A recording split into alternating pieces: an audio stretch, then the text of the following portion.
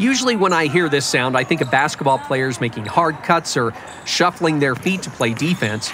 But these squeaking sneakers have nothing to do with an orange ball being put into a basket, but of a small white ball being kicked into a net. We're talking about futsal. If you think of futsal, you think of basketball with your feet. I mean, very much a transition sport. Offense, defense, defense to offense. I mean, it's just a high-tempo, high-energy game. This is Esteban and Manuel Mariel, former SMU Mustang soccer players and founders of City Futsal in Dallas, Texas. So everybody's involved with the game. Everyone involved. That could be the motto of the Mariel family and the futsal empire they have built. City Futsal is the Mariels, and the Mariels are City Futsal. This is BYU Radio's Big Stories, telling amazing and inspiring tales from the Big 12 and beyond. I'm your host, Cleon Wall. In this episode, futsal's first family of Dallas, how the Mariels' hard work and family-first attitude took them to the top.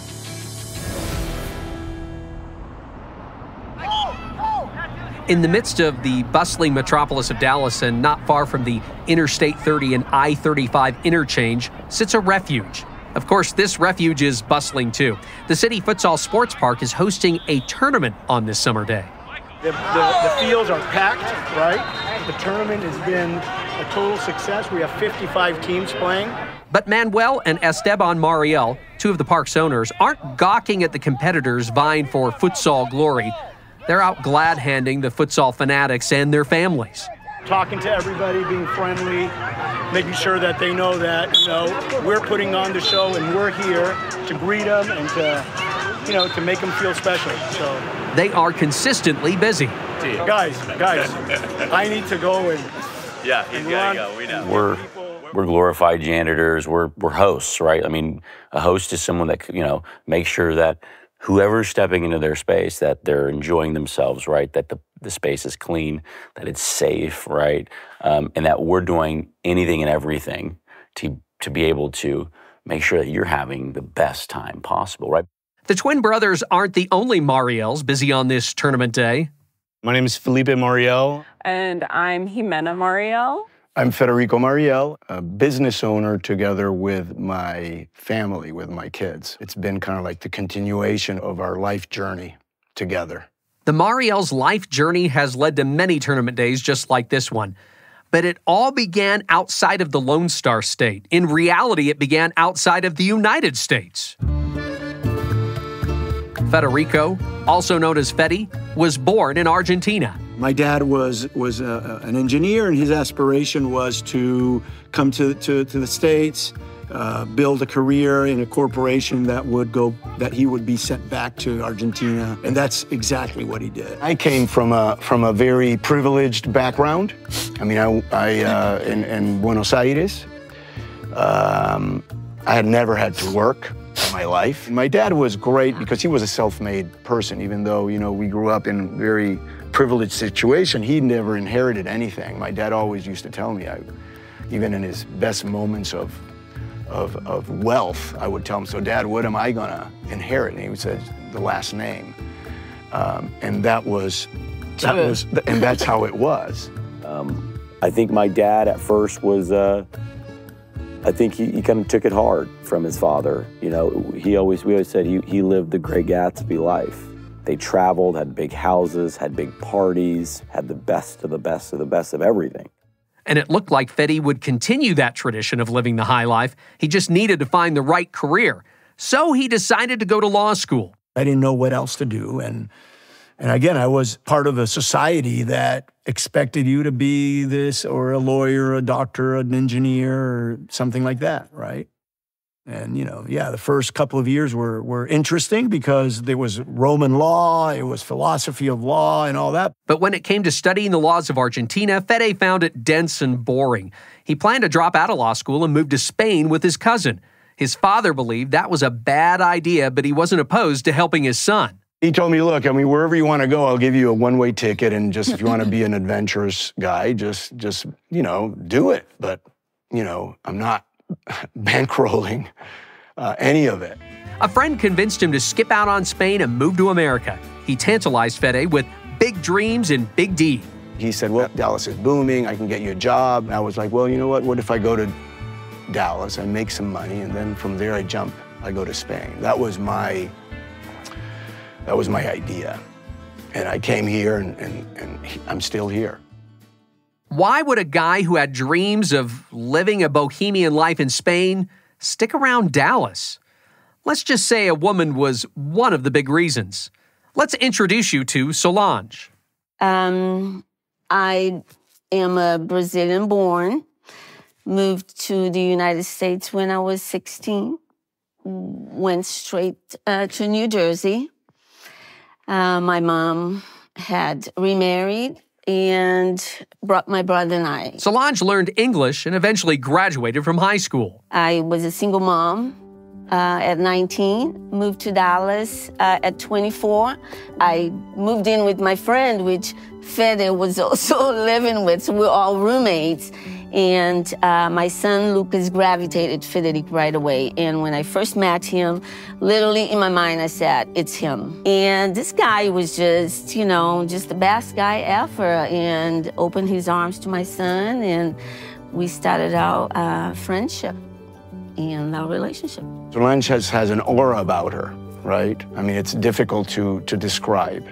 I felt like she was very strong, that she was very opinionated, that she was very different than the social environment that I had grown up. So it was something that attracted me. Fede and Solange eventually married and started having kids of their own. Oh, and that job Fede's friend promised him didn't really pan out. So he had to find a real job that would support a growing family. At first, it was very tough. It was very tough. And, I did things that I never thought I'd do, painting, carpentry. Yeah. He learned how to put floors, how to do bathrooms, how to, do yard work, how to do plumbing. He worked in many different gigs in order to support his family. Fede also tried out clothing design. Because before I left Argentina, I kind of like on this bohemian, aspiration, I had started making drawstring pants over there. He would cut them, and I would sew the pieces and go sell it. And selling it to local boutiques, like my dad told me at one point, he says, son, look, you don't have any capital. I mean, what are you doing? Why don't you sell someone else's clothes? You have the personality. He found out there was a school at the now defunct Apparel Mart, which was a trading center for all sorts of clothes. It took him 18 months to receive his certificate. Which got me into the Apparel Mart. I started working markets. It was revealed to me that I was a good salesperson, that I could sell, not trying to sell anything, but just in being myself. And I started working with the showroom there for a little bit. In my just good old entrepreneurial nature, I just said, you know what, I can do this all by myself. And I opened my own sales agency. We look up to our father. My dad is like was always been our superhero. Yeah. I mean, we always thought he was like a myth. Yeah. Like there was something to the guy like we didn't know. We didn't get. We weren't getting. We were there like, was something there. Who is this guy? Is he Batman or something at night? Or like, does he put on a cape, when we're all in bed? This sales/wardrobe superhero decided to involve his family in his heroics. What we remember the most growing up was we were always at his showroom as often as possible. I remember the first sales job with the twins, whereas we had this line called Nick and Nora, which was a PJ line out of New York, just printed PJs and stuff like that, and they would put them on and walk around the halls of the market. He'd put us in front and we'd learn the line. He'd say, here's the line and this is how you sell it. And we don't really see it as sales. It's just like that was Dad, right? And that's how he moved his hands and his arms, and he was, charismatic, and he'd open his eyes up real wide and do certain things. And so we would just mimic Fede.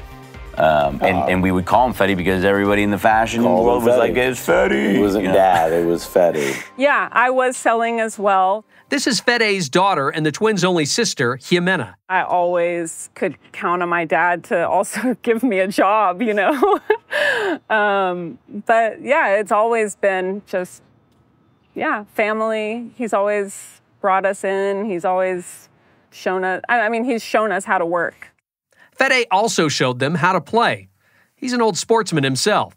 I was a rugby player in Argentina, and the whole thing about rugby is about touring. My last year in high school, I organized a trip to New Zealand with my rugby team. I was the captain of my team, and we became the first Argentinian team to ever tour New Zealand in 1978.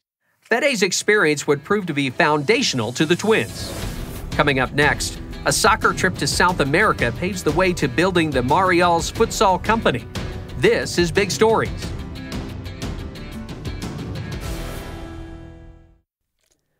Hey everyone, Cleon Wall here again. I'm inviting you to check out another BYU radio podcast. It's called Deep Blue. It's where you get the true stories of BYU athletes and coaches from their own mouths. It's hosted by my colleague, Jason Shepard. Last season, they had great interviews on Deep Blue, including Cougar quarterback Gary Bohannon. He teared up quite a bit talking about his son and what it means for his boy to watch his dad play. Also, BYU swimmer Jordan Tiffany, who quit swimming due to mental health struggles. He talked about how he was able to get back in the pool again. More great conversations for season number 3. BYU running back Hinckley Rapati will talk about his tear-filled journey to BYU. Former BYU tight end Chad Lewis, he's going to reflect back on that special 1996 BYU football season. And BYU basketball players Richie Saunders and Fuseni Traore discuss their unique relationship. It started way before they got to BYU. Please subscribe and listen to Deep Blue with Jason Shepard wherever you get podcasts, or check it out on the BYU radio app. Welcome back to BYU Radio's Big Stories. I'm Cleon Wall. I'm Esteban Mariel. I'm Manuel Mariel. And we are co-founders of City Futsal. No, they didn't say football. They said futsal. It's kind of like a mix of basketball and soccer. More about that in a moment. But their company is located in their hometown of Dallas, Texas. And if you couldn't tell, they're also twins. Sorry, I forgot about that part. Sometimes we forget about it, actually. Yeah, we do. It's like we're one. Yeah, sometimes. They can be a bit silly and sarcastic. Absolutely. Oh, yeah, absolutely. We don't need to stop saying absolutely. Yeah, absolutely. I love saying absolutely. It's my word. And actually, I started saying absolutely about a year ago. And now everybody says absolutely. Yep, these are the guys who started a sports kingdom in Big D, but they couldn't have done it without the rest of the family. Their mother, Solange. They are the perfect couple. Their father, Fede. I feel like they're the much better version of what I am. Plus, brother Felipe and sister Ximena. The twins are the twins. They're crazy. They've always everybody's like, yeah, they're so crazy. So now we're like, yeah, the twins are crazy. That's what it is. So how did this crazed, passionate duo start a sports legacy in the greater DFW area? Well, it all began with soccer. In 1999, the twins played in Dallas Cup, which is an international youth soccer tournament here in Dallas. Very, very famous. We, as the team, hosted a foreign team. And the team that our team hosted was Santos from Brazil. So I got to know the coach and the director of the team very well, and became very friendly with them. And that summer, they offered for the twins to go to Brazil and spend the summer and train. Brazil is Solange's home country. So we looked at each other and said, hey, what a great opportunity to everybody go. I'll have to stay behind because I have to work. And so they went and they stayed, ended up staying 6 months. And obviously when the twins came back, you know, they were just different soccer players, right? It was like, wow, what were you guys doing? And, you know, they were doing futsal. So how did futsal make the twins better soccer players? And what is futsal? If you think of futsal, you think of basketball with your feet. We've already heard that definition from Esteban. It was originally called fútbol sala, which is hall ball. We need more details, like a history lesson. Now, that might be too boring. How about one of those old-timey movie newsreels? Dateline 1930, Montevideo, Uruguay. Juan Carlos Seriani has done it. The local school teacher has created a version of indoor football at the YMCA. No, not American football, but the football you kick with your feet, and what we call soccer back in the United States. Sirianni combined principles of soccer, basketball, water polo, and team handball. This fast-paced game is sure to be a hit all across the world. It was a hit in South America, as YMCAs throughout the continent spread the game. Brazil was really the country that took the sport as a development sport, as a sport within that they could use within their youth. And obviously because Brazil doesn't have all this land just to be able to, put these 11-a-side soccer fields on. So it was more about creating these small-sided, spaces that community cities kids could play in, and was adopted. It may seem like a niche sport, but it's a pretty big deal worldwide. It is recognized by FIFA. But as Esteban explains, it's not just indoor soccer. As a professional sport and a World Cup, it's played on a hard surface with a ball that is a bit smaller, and it's not heavier, it's denser. So meaning same air in a soccer ball, it's just condensed to a smaller size. So it dies when it falls and hits the ground. That's the basic idea of what futsal is. 5v5, hard court, one goalie, 4 players on the court. And 2 20-minute halves. Let's go back to one of our original questions. How did Esteban and Manuel improve at soccer while playing futsal? Well, they played the game every day while they were in Brazil, and with fewer players, the boys were able to hone their entire game.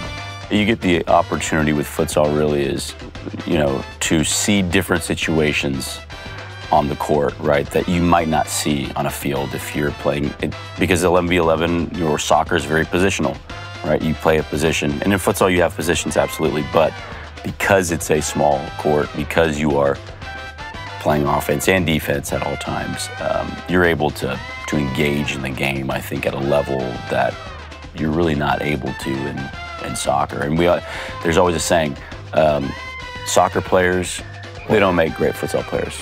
Futsal players make great soccer players. And my dad built PVC goals because he wanted Manuel and I to continue to play futsal because we came back from Brazil playing. And that's how we kind of grew as players, was with the sport of futsal. It was so good for them over there. It's such a cool sport. They love it. And so I started organizing futsal, pickup games for the kids their age. And then I started a league. The league eventually ended as the twins set out to fulfill their soccer dreams, playing professional football. Esteban and Manuel played in Brazil for a year after high school, and then decided to go the college route. Here's the twins at SMU, their teammates. There's Manuel right over here, and Esteban with the long hair. That's Solange looking at pictures of her boys. Esteban was a defender for the Mustangs soccer team, while Manuel played forward. They each graduated from SMU with a degree in economics in 2009, but they gave professional soccer one more shot after receiving their diploma. That lasted about a year. Trying to play professional soccer is not an easy gig, so the duo decided to go in a different direction. Okay, it wasn't completely different. It was still soccer. Manuel and I were training kids, and that's something that Manuel and I did to make an extra buck. And we realized that we could turn it into a business. Here is their father, Fede. They came to me and says, "Hey, Dad, sharing on what they were thinking about doing. They wanted to keep involved in soccer." And that's when I told them, "Hey, well, why don't we just do futsal? I started it. Why don't you guys keep doing it? You guys are training kids already, doing these skills.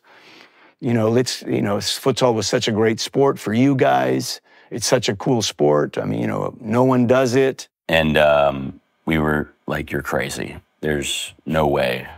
U.S. cannot use another sport. You're going to go up against the gorilla of soccer."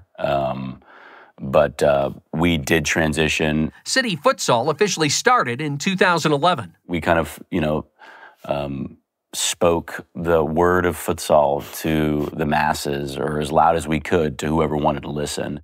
They lost some clients, but gained others. We really focused on youth at that point. Youth pickup games, training, skill work. And it was not about space. It was about a program. As Solange looked at pictures from her son's past, she recognized at least one soccer star trained by the twins. She is Jaden Shaw. She's like USA women's soccer. She's super now, superstar. When I was younger, futsal was my life. So I think it had a big part of where I am today. Jaden is featured prominently on the City Futsal YouTube page, talking about how futsal helped her game. My touches and my IQ of the game. I can read the game pretty well, and I have pretty decent vision for where I play. And I think that's what the most important thing is this was never about creating spaces. It was about creating impactful programs for the community and for kids. Manuel and Esteban had to drive all over the DFW Metroplex and beyond to train these kids. We had our Tundra pickup truck that my Uncle Guso, his brother, sold to us for like $2,000. Something like that.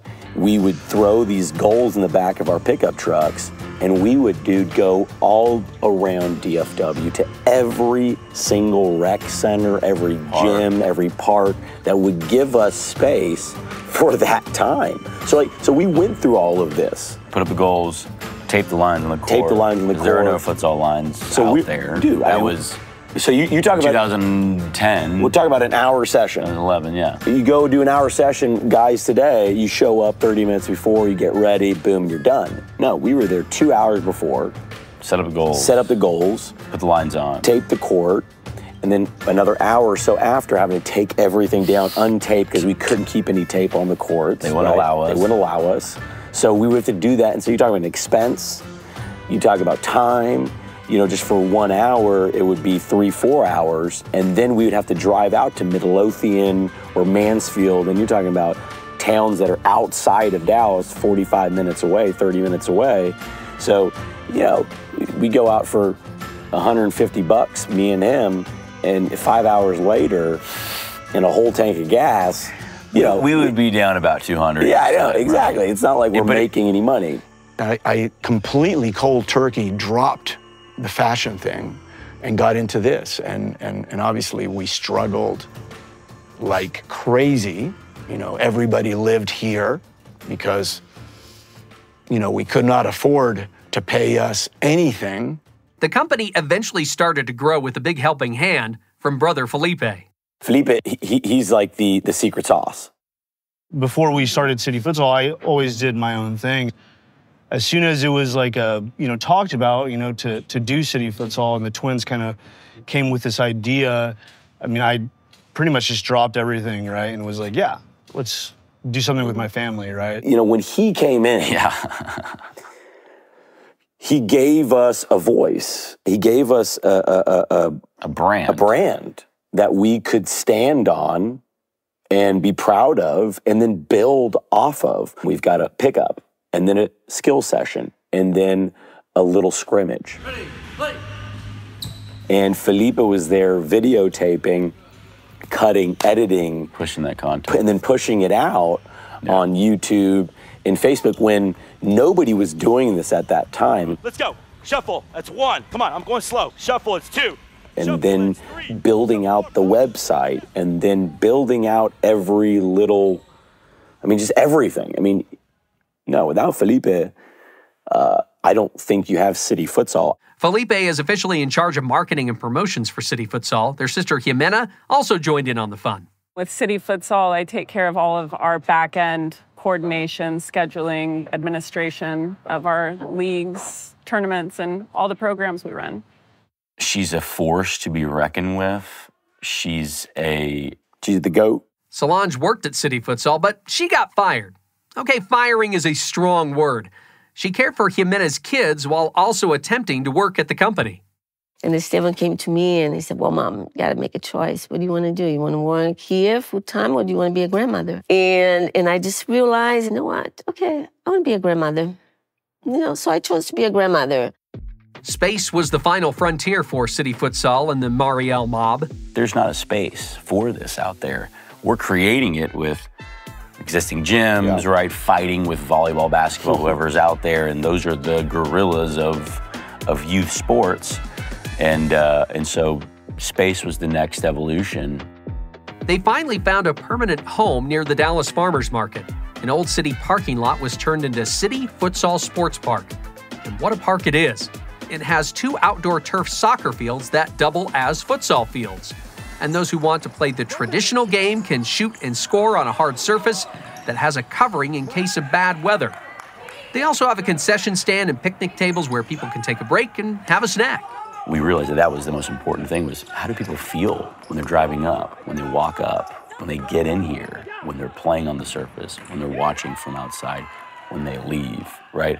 It's really cool to hear people say, oh my gosh, this is amazing. Like, I don't even feel like I'm in downtown Dallas, or wow, what is this place? What is this place? The atmosphere is always, upbeat, especially when you really get into the games and you start kind of seeing who's matching up against each other. That's, and the crowd starts getting into the game too, right? Yeah, no, it's always exciting. Well, especially if it's their first time coming in and coming into this space, there's always like a little bit of like a shock and awe, they're like, oh, wow, I didn't know it would be like this, So I think it's just the whole atmosphere of the space and all the movement, and that paired with the game being like this fast-paced game. I mean, it makes it fun for the spectators, right? It makes it fun for everybody who's involved in it. Futsal in Dallas will always be associated with the family Mariel. All the siblings have tattooed the name on us. So the name is important to us in the sense that it's our experiences, it's our parents, it's who they've made us to be. As twins Manuel and Esteban reflect back on how they got here, they can't help but think of what their grandfather told their father. Fede's only inheritance would be his last name. We're like, all right, well, we want to do the same to our kids, but we also want to leave something for them as well, right? And I think, all of that kind of culminated to what we're doing today, which was, building a legacy, building something that we can pass on to our kid. It seems incredible at times, right? That we were able to build a business that will endure. I mean, it's for the community, it's forever. We've always been a very united family. We've always been together and we've stayed together. City Futsal is a home away from home. It is an oasis. It is a dream. But obviously, it's only space unless you fill it with love, joy, fun, and family. And it's only there, and it's only possible because of our family. Futsal's First Family of Dallas was produced and written by Whitney Sheffield and Cleon Wall. Music and post-production by Kevin West. Make sure you watch BYUTV's Big Stories by logging on to BYUSN.com. Big Stories is a production of BYU Radio.